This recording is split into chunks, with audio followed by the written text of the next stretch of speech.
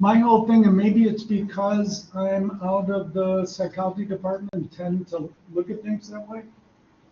Oversharing, that's why it's weird. I tend to look at things that way. The AI obviously is changing everything at a massive rate. And what worries me is the psychological aspects of it. We have 900 million people using ChatGPT now. It's like a seventh of the planet is using it. And they estimate 1% of those people have an unhealthy relationship with it. Lots of people are using it as a friend, as a therapist. People have fallen in love with their AI engine and then committed suicide because they broke up with it. So it's really serious. So that's only 1%, but 1% of 900 million. That's 9 million people. So right away we're having an issue, and I think it's because it's challenging all our basic assumptions about being a human.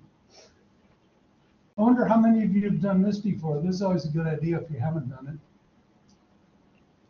It's going to make me up. What else is new? Sorry, I'm late. I would have set all this up. No password. Log in without password, which means go back over to your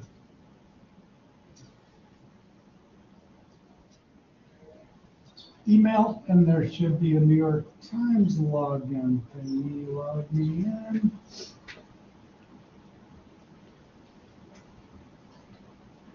And then I don't think it's going to let me search there. What did it do? Start Edge? I hate when it does that. I did. We're in.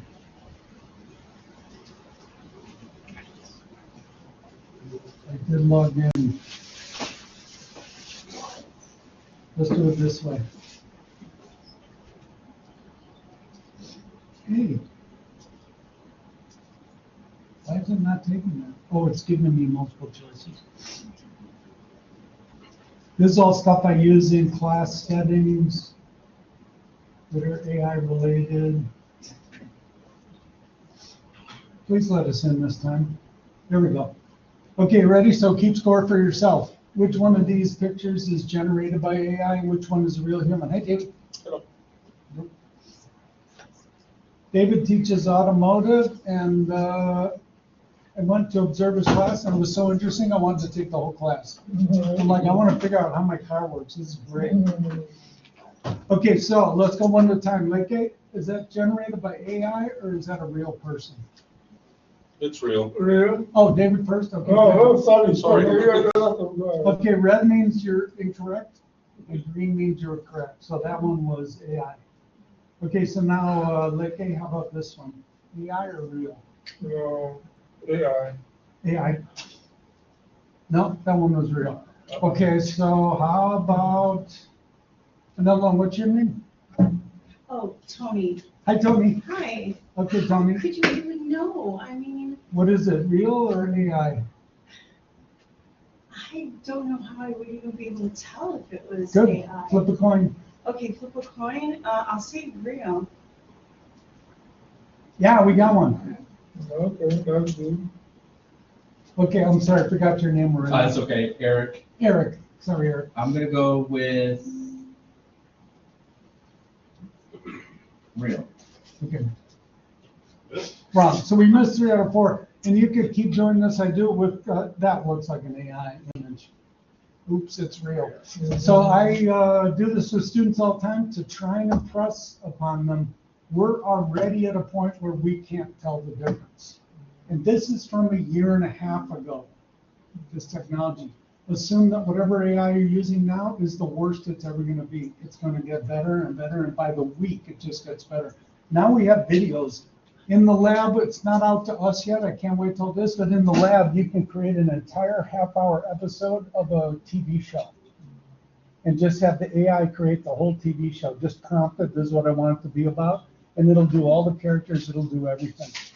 There's a fantastic tool out here that I recommend all of y'all use. Let's get this.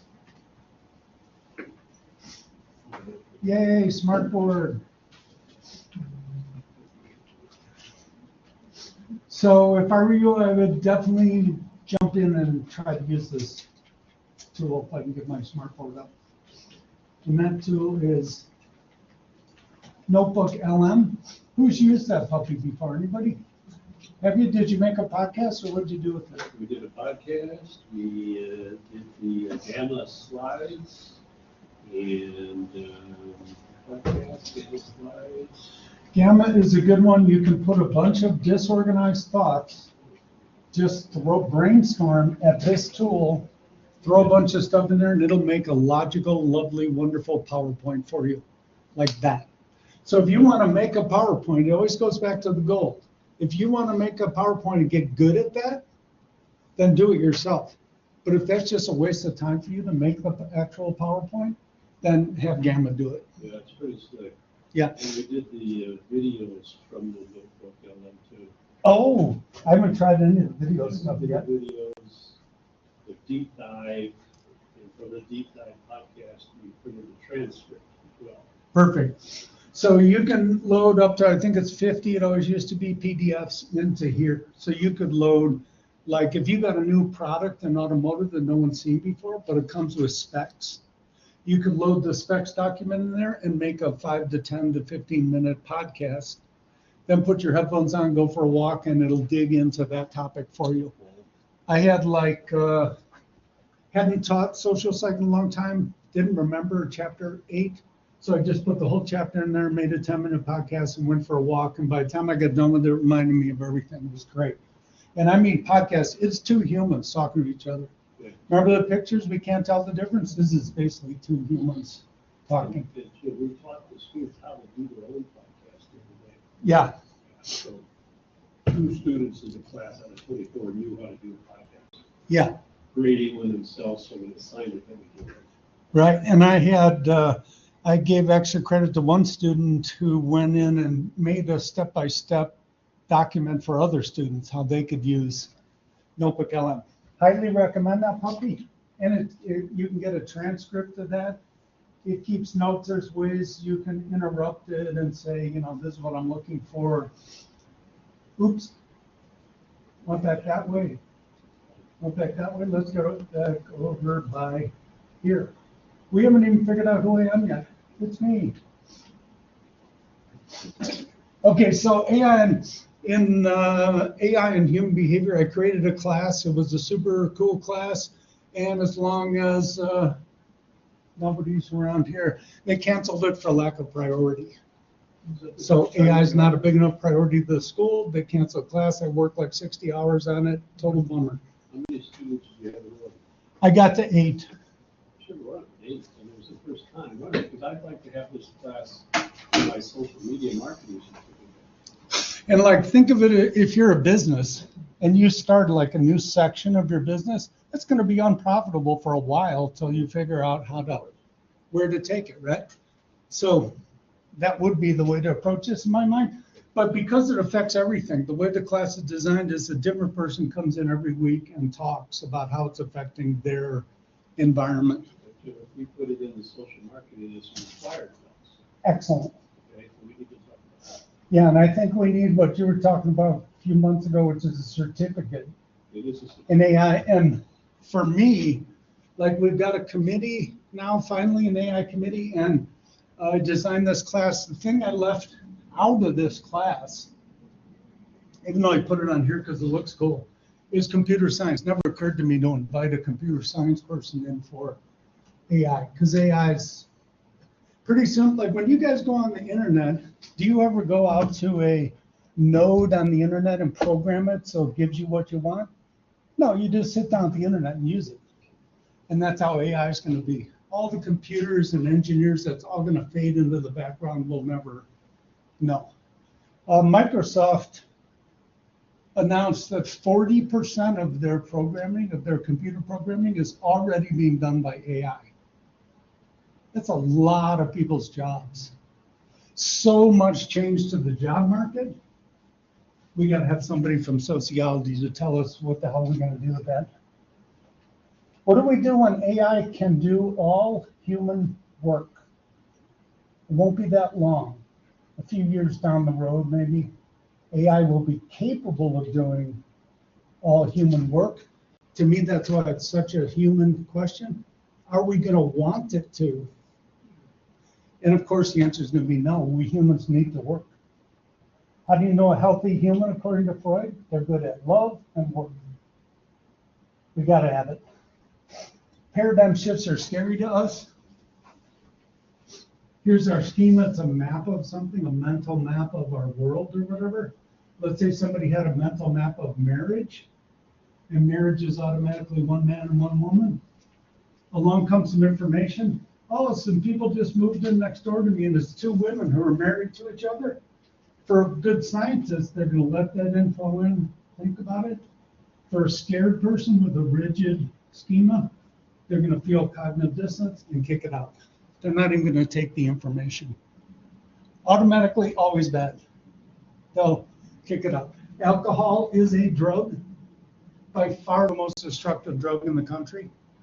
Try telling that to all kinds of people who have a schema drawn of drugs, and they have alcohol out here somewhere, like it's not part of the puzzle.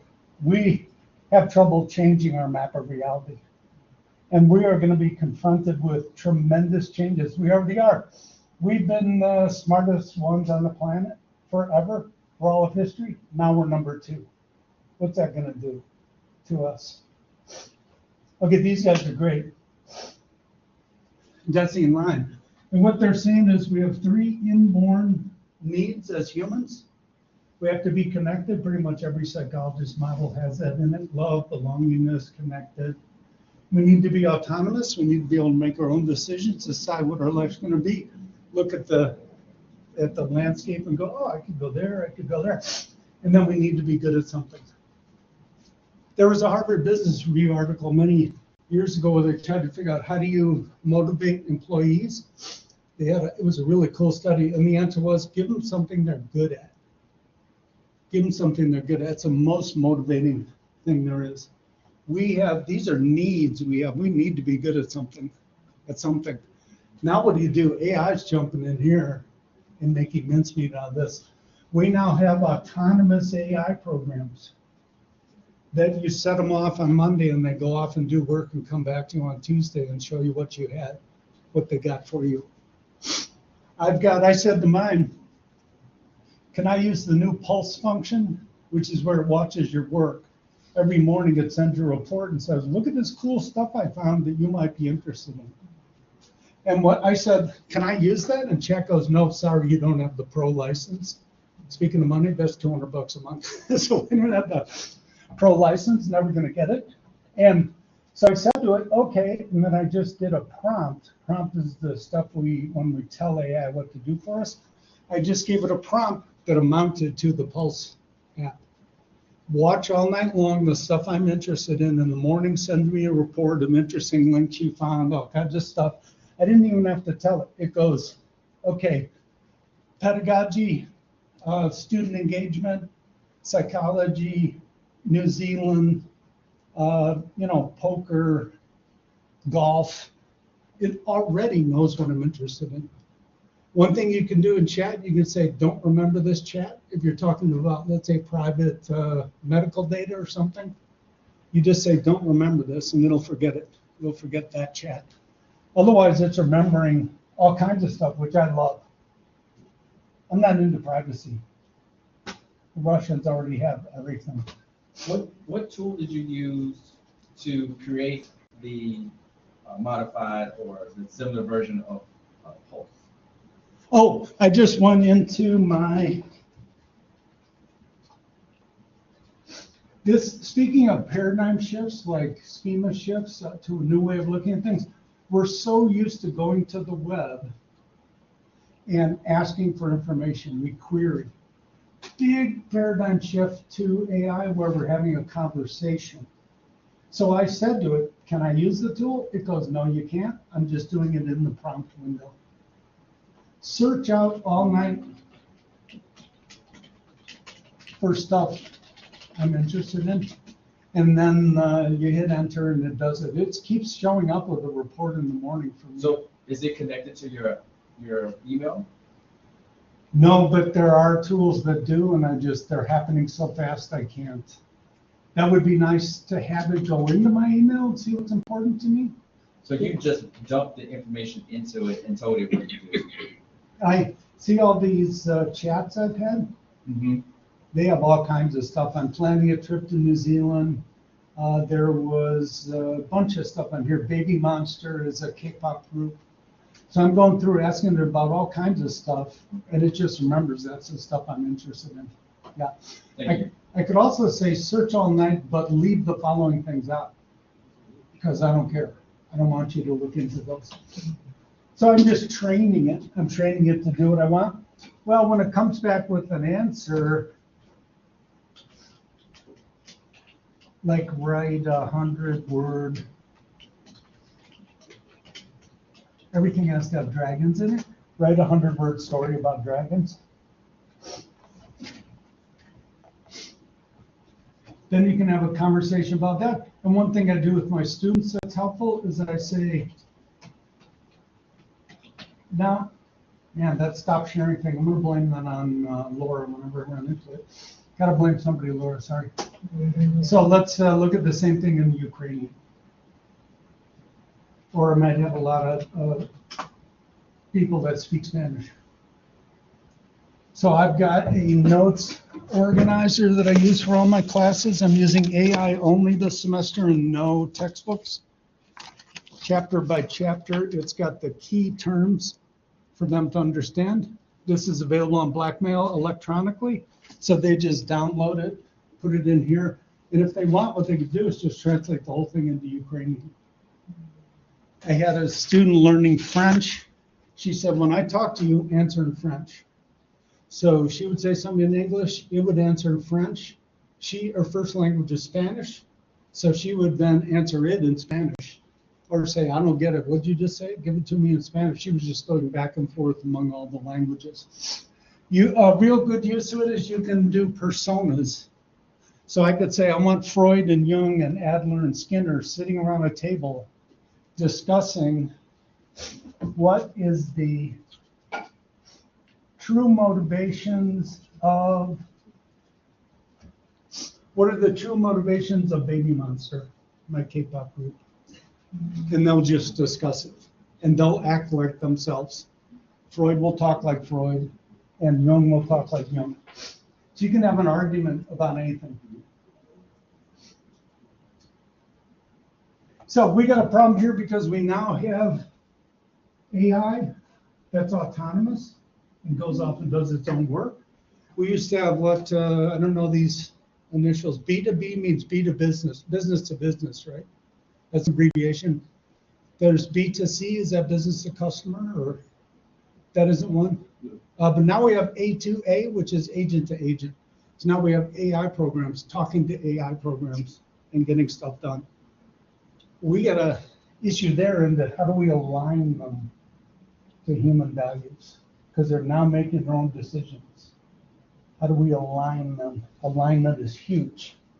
If we say cure all diseases, why is that a dangerous thing to ask AI? Do you guys know? What might it do? If we just don't give it any more detail and we say cure all human diseases, which I anticipate in about 3 years. I think we'll have them all.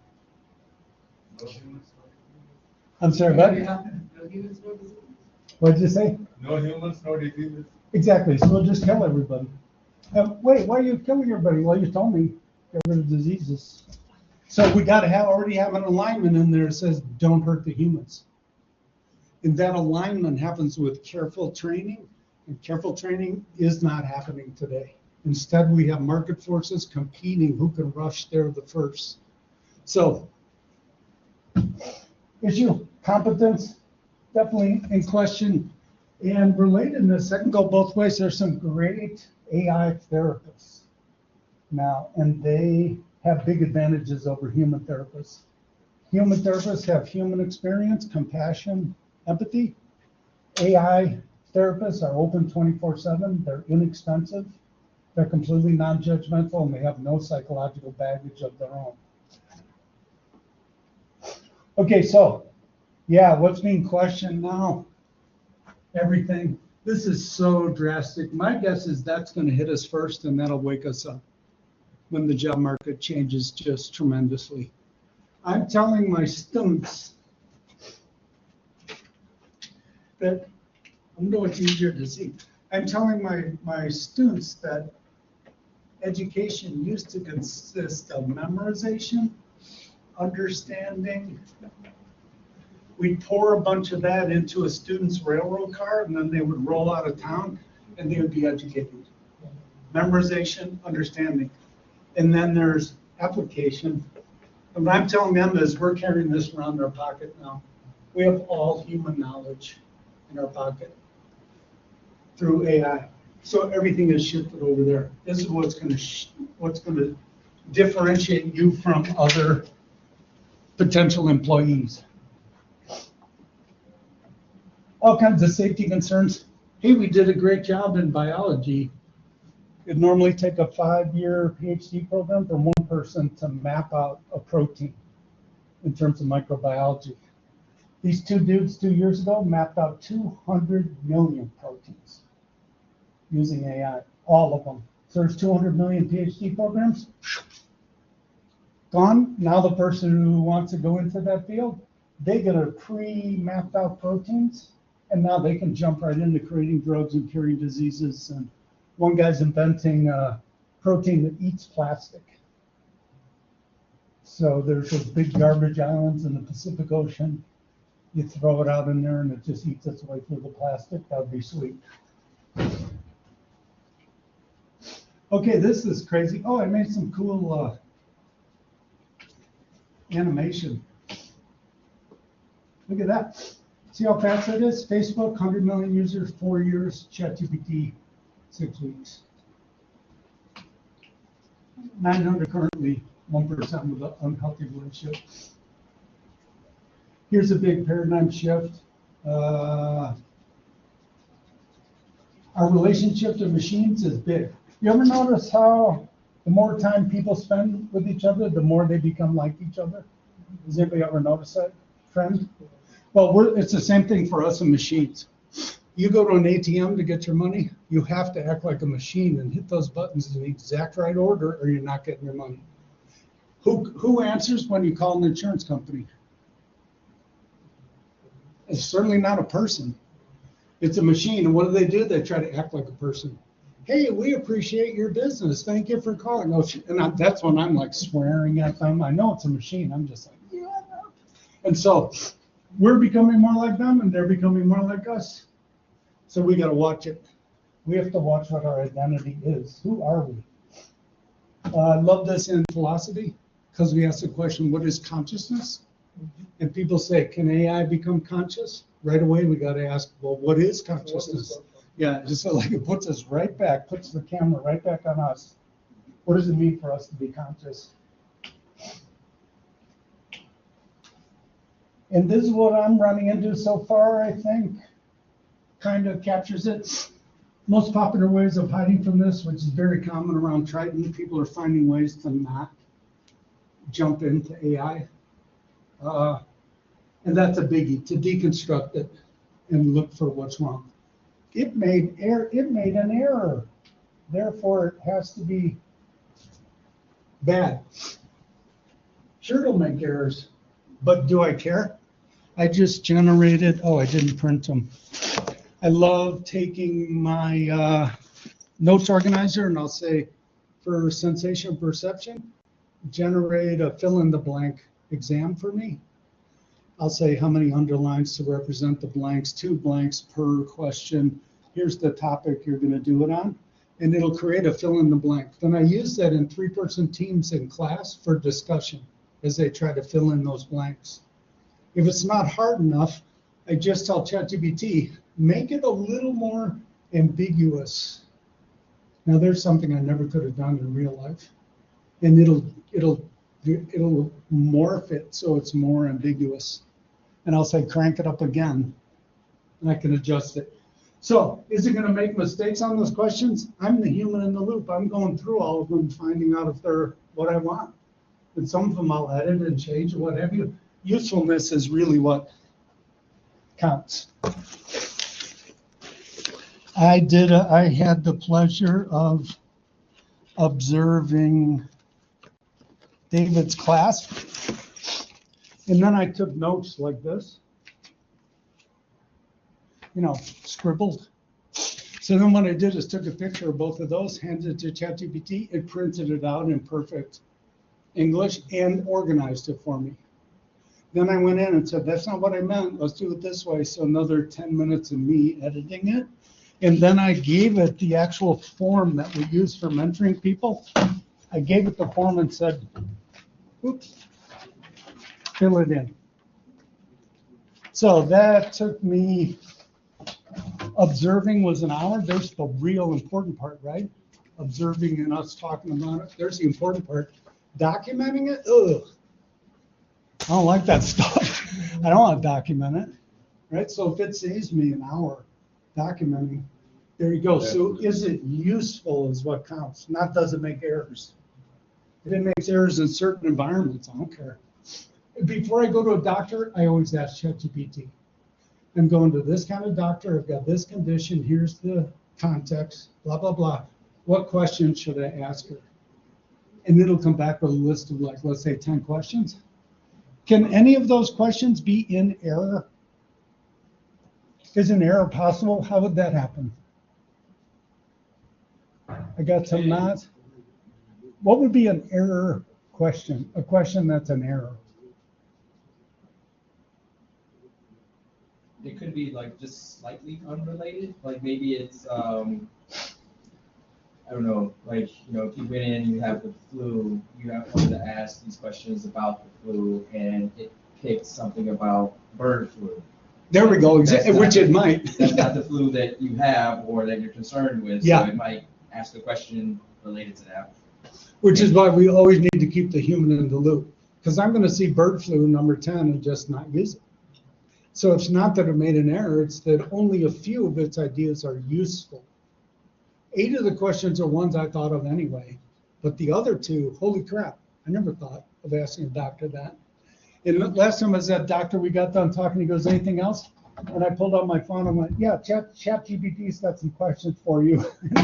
He goes, I use chat all the time. And then we had like a whole chat about chat. Chat, by the way, for well over a year, ChatGPT can pass all the exams way beyond almost every human. LSAT, MCAT, surgical exam, if you just name it can do them all. And there's the key. Who cares about errors? Who cares what's happening in here? It's just, does it apply to our goal? And this is what I'm trying to teach students. This is hard. When does AI make your mind stronger and when does it make it weaker? If you over-rely on it, you're hurting yourself. You're building up pedagogical debt. You're going to have to pay it back someday because you missed your chance to educate yourself. On the other hand, if your goal is just to save time and it's making PowerPoints and I don't care if I'm ever good at it, then great. So I expect my students to save a bunch of time and to learn things better than they ever did. That's all. I'm that way all the time. But I expect all my students to change their major to psychology and say they've never looked at the world the same again after my class. So my expectations might be a little high. So it's affecting everything, everywhere. What I do is I'm what's called a techno-optimist. So I'm just excited about the good stuff that's coming because the possibilities are so excellent. How about if we could understand dog? What if we could speak dog? I was hearing a podcast with some people who are very confident with AI. It won't be long before we can speak dog. We won't speak it, but we'll hear the dog, put it through the engine, it'll tell us what the dog's saying. How cool would that be? How about a little processor about this big that you hook to the side of your head and now you can speak all human languages? I'm down with that one. What if you put a thing on here and it gave you all human knowledge? I don't want that one. That's too much. I don't want everything on the internet right there by my brain. But all languages, it'd be pretty cool. So every discipline's got its thing. I'm really forward in the world of art and music. I think create all the AI art you want, create all the AI music. What'll happen in the market is we'll end up with two strains. If you were getting a painting or a photo, a picture, and you were going to hang it up on your wall at home, isn't there something special about knowing that a human made that? And that's what I think is going to happen to the market. There's a bunch of cases where people are going to go for the human-made thing, and then there's cases where, let's say it's a quick marketing brochure or something, they're going to go for the AI-made thing. They'll just be different markets. But I'll tell you who's scared out of their mind: artists and musicians. And they're, what? And they should be. Yeah. And it came from an arts background and like humanization, like the name, image, likeness is right. AI only knows what some of these famous things are based on who the original creators. Yeah, so it's Right, training like itself. it's plagiarizing. It's training itself all Yeah, that Right, stuff. and so, right, people are making hand over fist money on some of the AI stuff. Right, so then, They're not the ones that. which reminds me of Beethoven. So did Beethoven create original stuff? I mean, there's a guy that we tend to think, yeah, he created his own body of work. But is it original? Because, he depended, I don't know how to spell Haydn. But anyway, he depended heavily on Haydn, and then and his dad, and then there was this other guy, Newell or something. But anyway, there were like four people that were big influences on him, and he never would have done his Beethoven thing if he hadn't learned from those people. So is he plagiarizing? I don't know, and that's what I love. There's a gray area. Where do we draw the line there? Because all these creative people are influenced by who came before them. They're influenced by the other art they saw. And so there you go. We got another question. Is that different from AI? Or is that a human? We're hoping for personalized learning and education. Someday people are trying all kinds of different things. If you don't know, in chat, over here in ChatGPT, one of the first things you could say is, you can't even see that. Let's just do it over here. One of the first things you can say to chat when you go to do a chat is use study mode if you're learning something, and it won't give you answers. It leads you through with Socratic method. And it's just going to egg you on until you get to the answer. So they introduced that specifically so students could use it, and it wouldn't just give them back what it was they were hoping for. It's hard. One thing I do, 4 of my best 6 students in one class are so energized, and 4 of them on the last exam were cheating. And I'm like, it's all in class. I have all exams in class. But they're at those close desks, and they were looking at each other's papers. Well, that's discouraging for me, the optimist. But so what I did is what I do now is I have chat create 2 exams. And I give the 2 different exams to 2 different people. And it'll create entirely different exams. It creates exams in seconds. Me doing the input probably takes 20 minutes instead of an hour and a half to create an exam, I would say. You just give it a whole bunch of prompts and say, make this exactly the way I want it, you cuckoo bird. We got, ethical dilemmas galore in philosophy. What do we do with self-driving cars? It's got a choice. It's either going to hit a telephone pole or a human. What's it hit?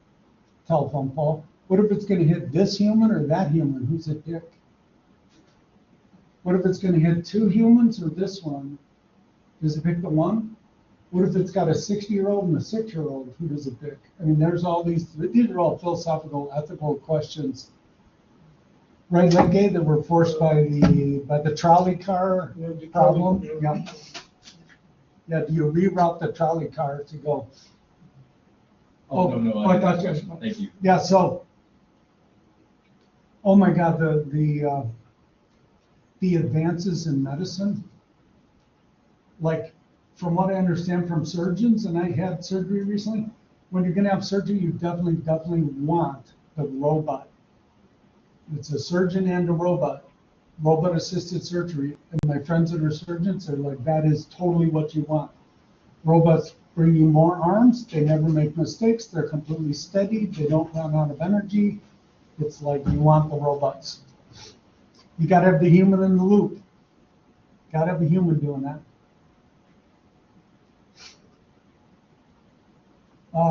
Yeah, dehumanization. This, we had a huge problem where anti-social media tore our society apart because of the incentive, which is clicks. Whatever clicks work, give them the clicks. And as a result, we ended up with silos of info where people want to see this or seeing that, and people want to see that or seeing that. Now our society is divided. Multiply that times at least 10, if not 100. This is going to be way, way, way worse. It's so convincing.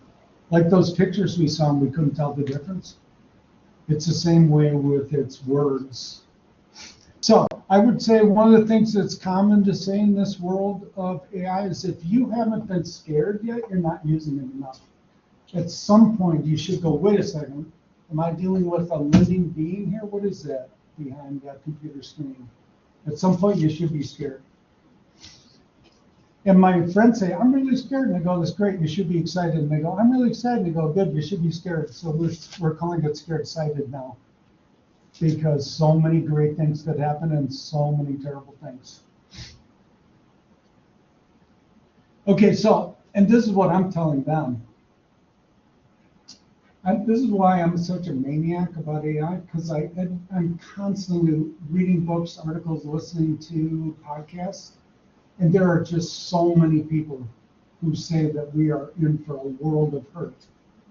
And a lot of people say if we get to the final goal, which is super intelligence, way, way, way, way smarter than us, like an ant trying to understand a chimpanzee, if we get to that point, it's definitely going to wipe out the human race.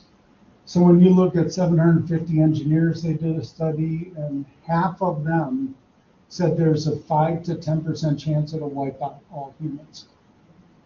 That's the engineers. But if you're getting on an airplane and the engineers that designed it, half of them said there's about a 5% chance it's going to crash. I'm not going on that plane. Only problem is AI, we are being on board. We have no choice. I just think it's better to know it's coming. So I'm trying to yell, so that's why I'm such a maniac, born again proselytizer. These guys, these quotes are, oh, I find this interesting. See this? I asked for a couple lists of the top CEOs, C-suite people, CTOs, COOs, and the leading engineers in AI firms. And as you come back, and what I was looking for is I said to chat, give me a list of these people, but just show me the ones that are immigrants. It's like half of our tech industry is immigrants. It's like unbelievable. So I just find that fascinating. This is a critical, if not the most critical part of our economy right now, and what's going to happen to the U.S. in the future, and it's like immigrants everywhere. So what do? I've got this right in my syllabi, AI literacy. I've got, learn the stuff, critical thinking, the joy of learning, and AI literacy. This is what employers are asking for: soft skills, empathy, compassion, communication, organization, inspiration, thinking outside the box. Always keep a human somewhere in the loop, which worries me about AIs becoming autonomous. Okay, cool. So then these are like I'll be happy to send you this PowerPoint. These are like my favorite AI podcasts. And be sure to get on my AI newsletter if you want. I just did issue 106 of the newsletter, and I just keep sending out like stuff I find. Here's some tips, here's whatever, here's a resource, that kind of thing. So just let me know if you want me to send you this. AI proficiency, what's the thing I find with, oh, this is a good one too. I wanted to understand general relativity. So I said, explain it to me like I'm 5. And said, okay, let's say you have a trampoline and a bowling ball. Oh wait, physics. And you roll the bowling ball and it curves the trampoline. I'm like, oh my God, why didn't I understand that before? And then you can change it to 12, change it to 20. It's fantastic at writing like bedtime stories for kids. Suno makes music. That one is so much fun.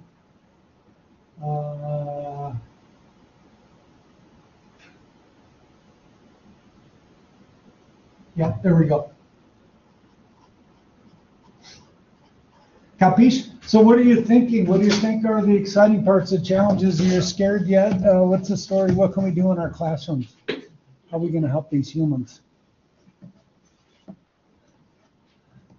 What do you think? Well, one thing I was curious about, seeing that we have mostly teachers in here. Yeah. Like, I guess my question is,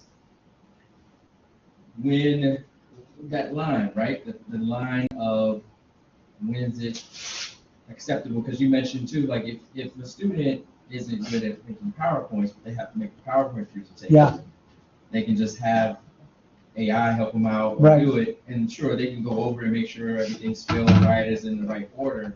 But it maybe takes them 20 minutes to do it, 30 minutes versus someone who's like, yeah, I can pump this out, but it takes them an hour. But they really like making Yeah. PowerPoints. Right. I guess as teachers may not be able to recognize. I mean, and you all know your people's work, like whether they wrote something or that's their Sort way of. to talk. But that gets back to the face problem where we couldn't tell what was real.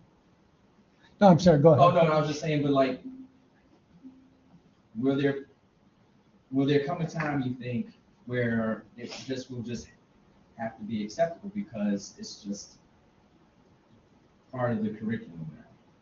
Yeah, it should. Yeah, I think we're like a good year and a half behind. There's a whole bunch of school systems where they just make the AI tools available to everyone, all of admin, all students, all faculty. There's a lot of those school systems that have done that, including like the California State Universities. That's like 500,000 people. And they said they just got to have the tools. And I think we should be at a minimum in that type situation. Well, what are the key things students need to live life post-college? They need reading, writing, presenting, speaking, right? Reading, writing, speaking, math, and AI. Yet we have a huge math infrastructure here. It's in the majors. We've got a math department. We have entry-level math courses. We got all kinds of stuff in place for math. We should have all that stuff in place for AI by now.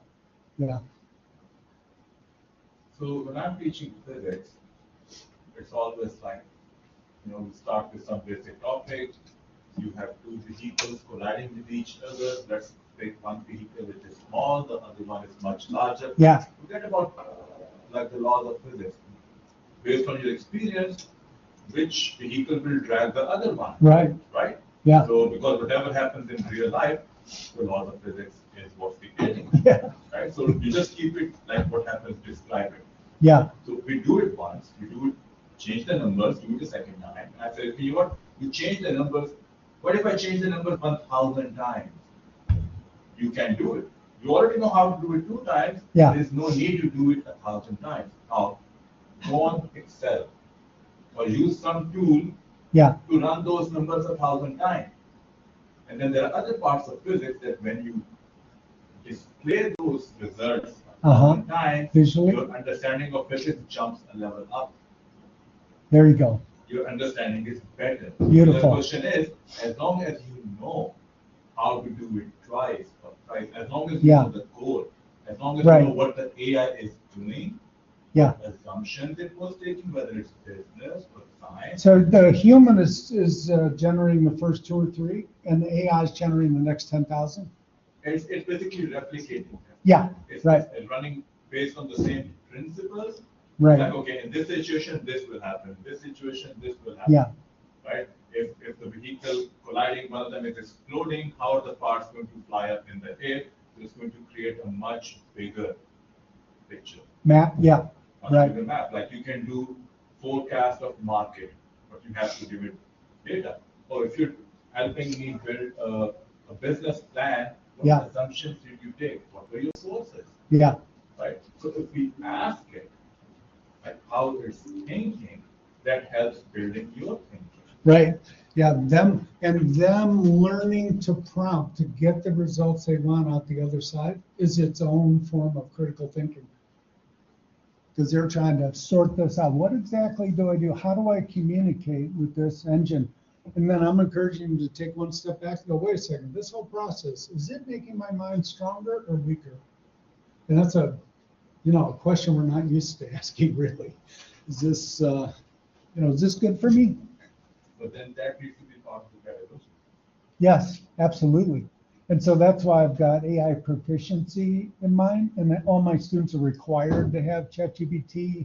They're all required to use it often and stuff like that. It's hard to get them into it, I'm finding. It's hard. So I'll have a contest where they all create an image, and then we look at them in class and vote on who had the coolest image, and then they get extra credit. The two best images. And they're generating all kinds of fun stuff from me getting arrested and stuff. Gotta be. One guy found a picture of me on the web, and then he made a image of me playing poker with Eminem and Snoop Dogg and Tupac. In this like dark room, we got visors on them. It was great. It looked just like me. I had no idea where he got the picture. Nor could I care less. Yeah, so in the classroom, wow. I had a quick question. Good. Do you have access to, like, as instructors or employees of the college, do you have access to, like, ChatGPT? Like, you know how you can go and there's like a free version, Yeah, no. paid version. Do we have anything like Yeah, you can get the paid version, then submit it as an expense that? Okay. if you're an instructor, because you have professional development funds. If you're Yes. full-time, No, part-time. do you have a certain amount of professional development funds? I think so.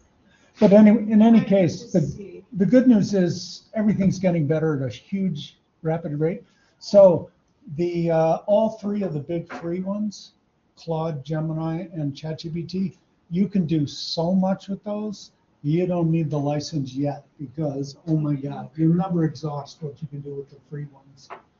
So I'm basically telling my classes now, you don't have to have the pay one anymore. The free ones have come so far. And now we've got video generation. Oh my gosh. VO3 and I can't keep them straight. There's so many of them. We can generate our own videos now just by typing it in. I'd like a video of, I wonder if in my thing, I wonder if I have this too. Is there one, anybody see one on sensation and perception? Gabe did an amazing Claude app on sensation. Let's see if this guy works. He used to work. Okay, so what I did is I took one of my chapters out of my guide and a chapter in a book. And I put both of them into Claude, one of the three big ones I advise using, Claude, Gemini, ChatGPT. I put it into Claude and I said, make this more interesting so it'd be good for a human. And look at what it did with it. It wrote an entire application. Then you can hit this button and it goes into waves and wavelengths. It put a quiz in there. I mean, this is unbelievable. I had a bunch of years in computers, and to see this in took it a long time. Took it like a minute to build this. It wrote all the code, and it's writing the code on the right side of the screen. You can see it writing the application. So I'm like, man, if I'm a computer programmer, I don't want to go down that route. I think people are going to have a much better time in the short run in something like automotive, where you need hands-on, you really need the people doing real-life, concrete, sort of mechanical stuff for a while until the robots catch up. Like, look at how many robots are on the assembly line of an auto factory. Yeah. And I can't go anywhere for a walk downtown without running into 2 robots at least. Because they're cruising all over the sidewalks downtown up Clark and Broadway, delivering food. I've seen that before. Yeah. I've not seen them yet. Yeah, so they're called, the ones I know are called Coco. Yeah. Oh. So this robot is all over, hey, stop doing that. So this robot is all over the street. And they're cute as can be. Because they come right up to you, and if you jump in front of it, it'll just stop. And it'll wait. It'll cruise along the sidewalk and run into a group of people, and it'll just wait, and whenever it can wiggle its way through, it will. Eventually, it's going to get to its goal. We've had robots forever, right? Roombas. Okay. Roombas all over the apartment. It's a robot that's been around forever. And just last week, I was listening to NPR on my way home, and there was this really interesting story. I forgot what program it was, but they were talking about Amazon.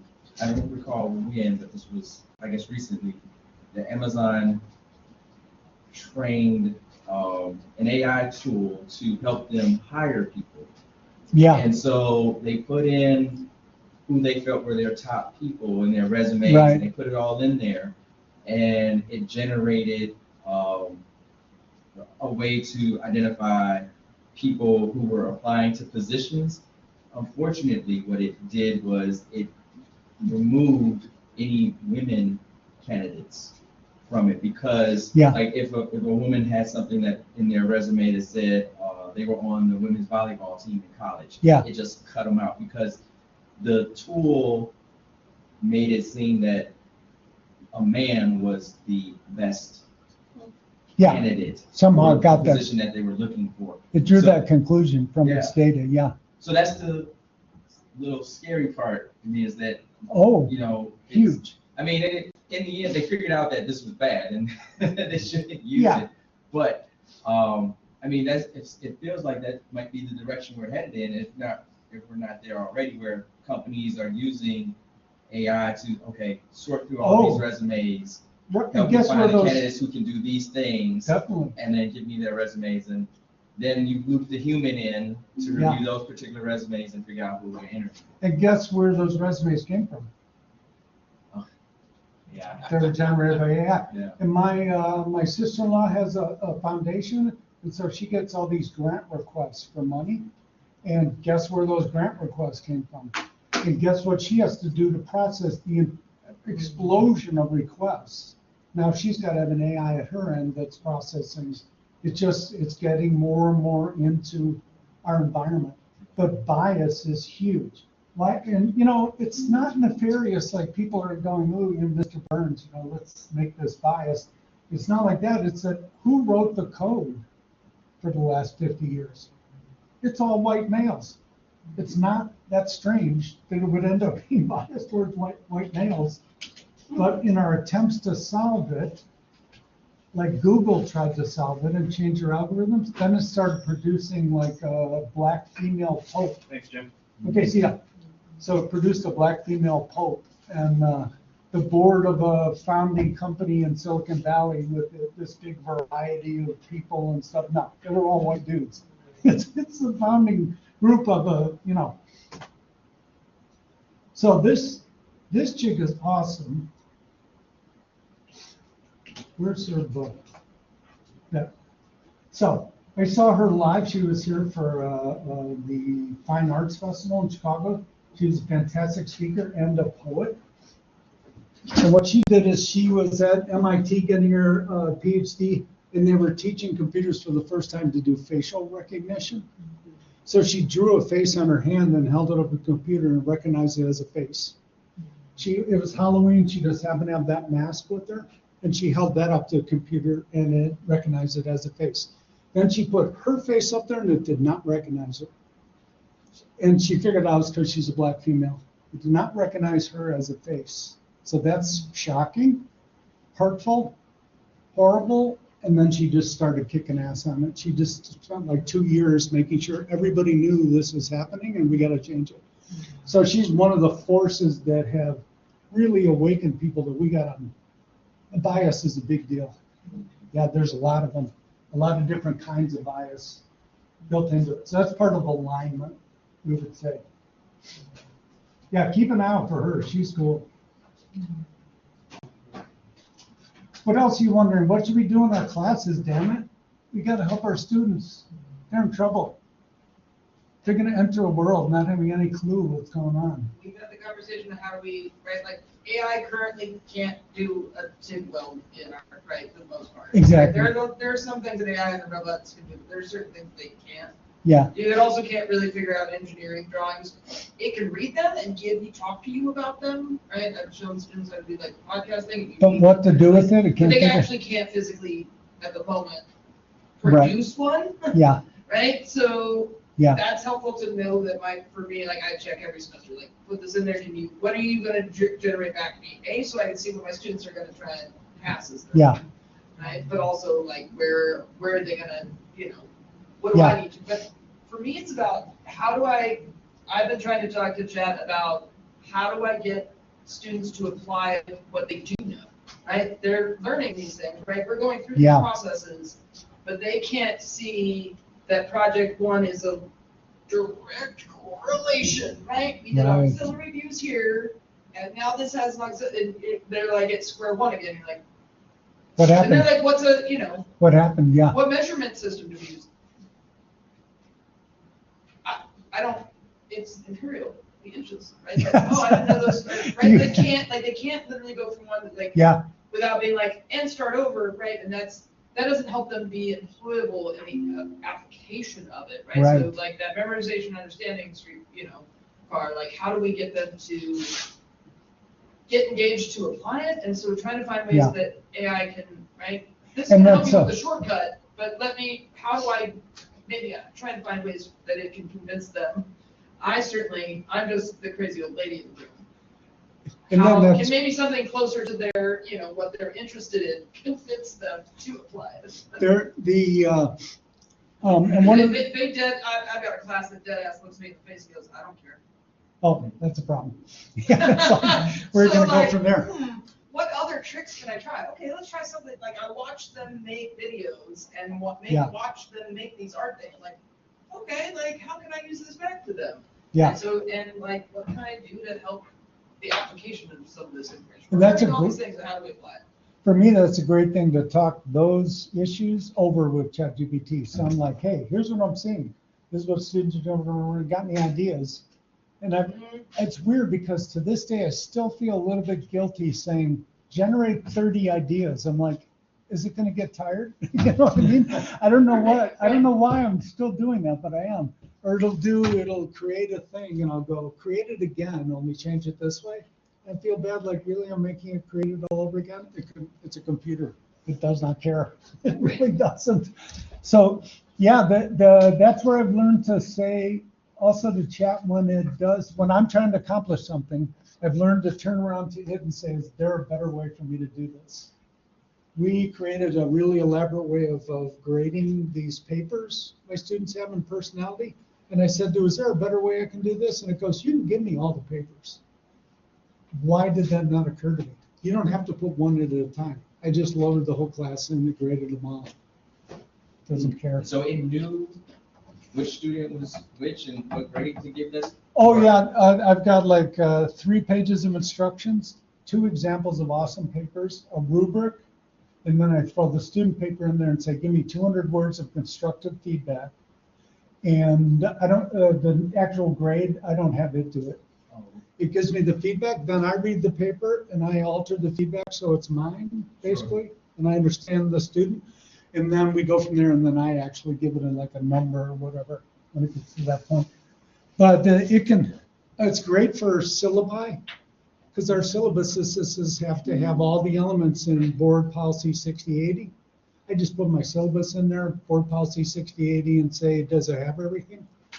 That's what I did with your syllabus. I put it in there, said, does it have everything? And it comes down with, I said, make 4 columns, make a chart. And it goes, here's the items. Yes, it has it. Yes, it has it. Here's the page it's on, and here's the contents of the field. I just run all my syllabi through that. I'm still responsible if it has an error in it. Number 1, number 2, I don't care. It's a syllabi. Our syllabi have errors in them all over the place. Plus our secretary's gonna look at it and she's unbelievable at details, whereas I have no idea what a detail even is. I don't process the world that way. I'm an N on the Myers-Briggs. I process things by meaning. I can't remember any details. So I think all y'all, your students who are in stuff that requires a human body to get the job done, I think they probably have the longest window before their entire world changes. I'm thinking it's going to be 3 years, 4 years. But if they get to the point where they want to own an auto shop, let's say, now they've got to use AI to compete. They're going to have to at that point. Anytime you're running a business, you got to jump in with it. But for me, my old perspective on life, I like how fun it is. It's so much fun. Let's just do it all. And let's definitely not worry about things being perfect before we put them into production. Let's just do it. We don't know how students are going to react anyway. Do you have any favorite AI tools? Definitely. Would you Good one. So mind sharing a few of them? ChatGPT, and I would go with Gemini and Claude. And if you start with those three, you can do them all for free. If you start with those three, I think you're gonna, because if something's mission critical, it's really important to me. I just put it through all three of them and see what they come up with. Which one does the best? And some of them go way better. I just created an exam in a couple minutes that I'm going to use this Thursday. And I gave it to all three, and which one was Gemini came out with a much better version. One big advantage to this is ChatGPT is 51% owned. It's a strange relationship.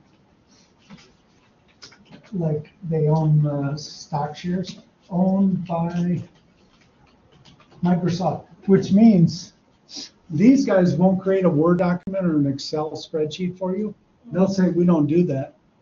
But I took Gemini's output, copy pasted it in here, and I told ChatGPT to make a Word document out of it, no problem.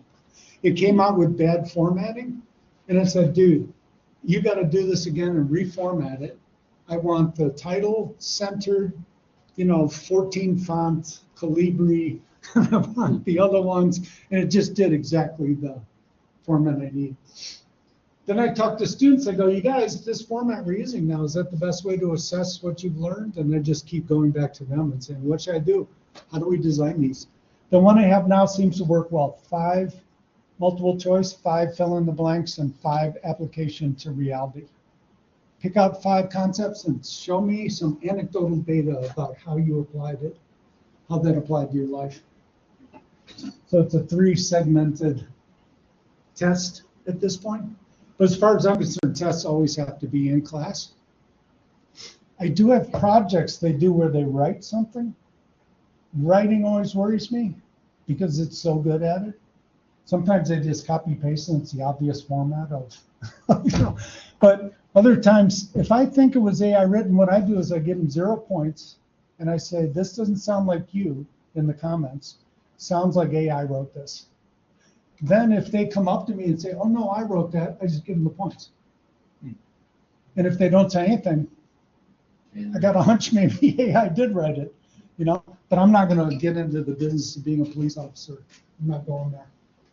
So I just say, I'll even say stuff to make them feel guilty. Okay, fine, your word and your integrity is fine for me, And if they are lying about it, then hopefully somewhere inside that'll be a little discomfort or something. You know what I mean? But we're always at odds because they're going for grades, degrees, job, and I'm going for education, deep, meaningful life. And so we're happens all the time. I'm like a real liberal artsy guy, I think education is about deepening our life. I was at a conference earlier this year, and one of the presenters talked about how he uses AI for I forgot his role, but he worked for a school, and he was the athletic director. Okay. And he created an avatar of himself. Yeah. And he did a dialogue, well, not a dialogue, but an announcement. Like an announcement, yeah. Yeah. and he did it in different languages. So he did his presentation. See you, Dana. Have a good one, Jim. Yeah. He did his announcement in English. Yeah. Tweaked the hand movements because when he looked at it, it's like the hand was doing something weird, so he just stopped moving his hands. Yeah. And then he told AI, I forgot what tool he used, but he said, make the announcement in Mandarin, Polish, and Spanish. And sure enough, it kicked it out. Now, one would hope, so I asked him, well, how do you check for accuracy? Yeah. Like, if you don't know the language, or if someone comes by you at, in one of the events, and they start speaking Spanish to you, are you just gonna say, oh, I'm sorry, I don't speak Spanish? But then they're like, wait, I saw that video of you speaking Spanish. Yeah. Yeah, that was it. Right. So, he said it didn't take him very long to make it, and it saved him a ton of time of having to figure out how to translate something that he was going to make an announcement about. So I just did that with the Blackboard announcement. I did English, Ukrainian, Spanish, and I'm hoping it helps them feel a sense of belonging. That's what I'm hoping for. Yeah. So now, is it accurate? And I'm like, I don't care. You know why? Because if it's inaccurate, they're going to come to me and go, that was a bad translation, and now it's a teaching moment. Otherwise, if it was mission critical, I would give it to another engine and have it translated back into English and see if it's where I thought it was. But there's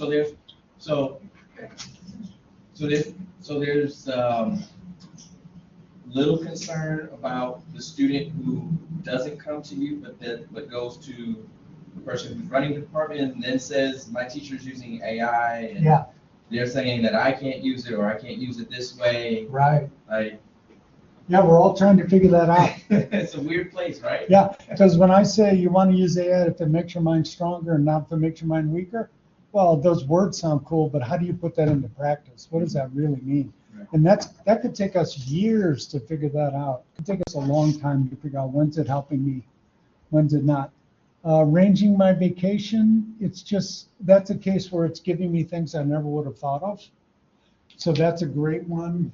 Any of these bureaucratic things, documentation, writing a letter of recommendation for a student, I don't want to get good at that. I don't care if I can ever do that.